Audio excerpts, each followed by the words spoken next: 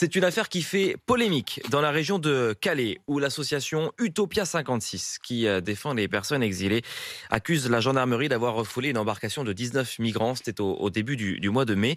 La préfecture maritime assure qu'il s'agissait d'un sauvetage, mais selon l'association, les gendarmes auraient en fait provoqué une mise en péril du bateau pour empêcher les migrants de prendre la mer, ce qui serait inédit. Rémi Ing pour RMC. Dans son communiqué, la préfecture parle d'une embarcation en difficulté. Une opération de sauvetage serait alors lancée, mais Utopia 56 décrit une autre scène, une mise en danger de ces 19 personnes. Yann Manzi, cofondateur et délégué général de cette association. Ces gens n'ont pas demandé de secours, ils ont vu les bateaux de la gendarmerie arriver autour d'eux, tourner autour d'eux, faire rentrer de l'eau dans le bateau du fait de tourner autour du bateau.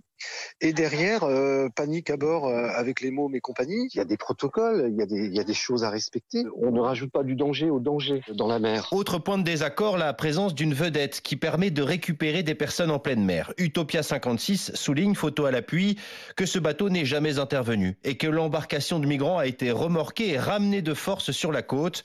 Une première dans la Manche. Ces pratiques qui sont honteuses, qui se pratiquent en Grèce, en Méditerranée, en Italie aussi, on a vu des choses incroyables. Tout ça, en fait, aujourd'hui, c'est chez nous. Ça se passe dans la Manche. Et puis, bien sûr, les exilés vivent, que ce soit dans les campements ou en traversant la Manche, dans des conditions totalement ubuesques. En 2021, plus de 28 000 migrants ont effectué la traversée de la Manche pour rejoindre les côtes britanniques, un record.